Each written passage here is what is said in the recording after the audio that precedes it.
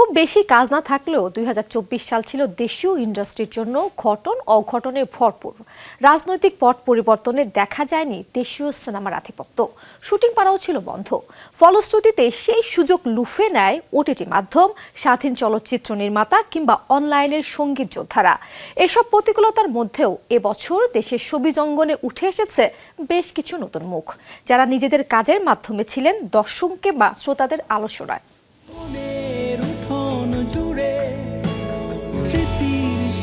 দেশে যখন চলছিল জুলাই অভ্যুত্থানের জোয়ার, ঠিক সেই সময় ওপার বাংলার পর্দায় অভিষেক ঘটে বাংলাদেশি অভিনেতা সিফাত আমিন শুভর।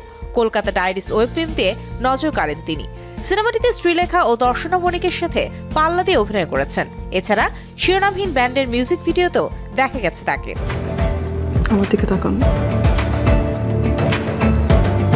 সঙ্গীত শিল্পী হিসেবে তার বেশি পরিচিতি, তবে অভিনয়ে নাম লিখিয়ে জেফার এবছর হাজির হয়েছেন নতুন পরিচয়।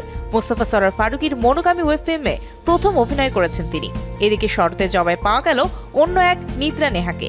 কুসুম শিকদার পরিচালিত এই সিনেমা দিয়ে বড় পর্দায় অভিষেক হয়েছে তার। 2020 সালে মিস ইউনিভার্স বাংলাদেশ দিয়ে যাত্রা শুরু করা নেহা এর আগে বিজ্ঞাপন ও ওটিটির কাজ দিয়ে আলো ছড়িয়েছেন।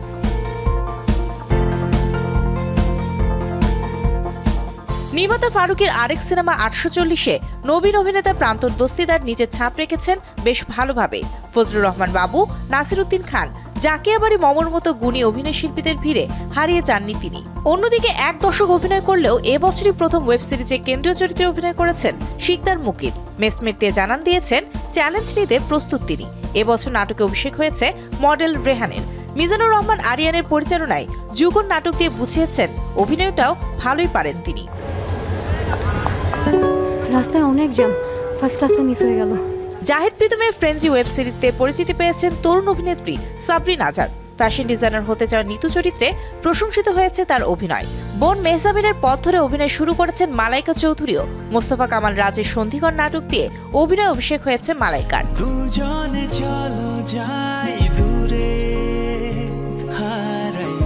এবছর ছিল স্বাধীন চলচ্চিত্রের জয় জয়কার। মস্কো থেকে কাজাকিস্তান উড়েছে লাল সবুজের পতাকা। নির্মাতা আসিফ ইসলাম তার প্রথম সিনেমা নির্মাণ নিয়ে ৪১তম মস্কো উৎসব ও ১৭তম ইউরেশিয়া উৎসব থেকে জিতে এসেছেন আন্তর্জাতিক পুরস্কার। এদিকে আন্দোলনের বছরেও দেশের সঙ্গীতাঙ্গন ছিল সরব। একের পর এক র্যাপ গান শ্রোতাদের মনে উন্মাদনা ছড়িয়েছে। আন্দোলনকে কেন্দ্র করেই নবীন র্যাপার সেজানের কথা থেকে হান্নানের আওয়াজ উঠে মানুষের মুখে মুখে ফিরেছে। Mario Hossain, showbiz tonight.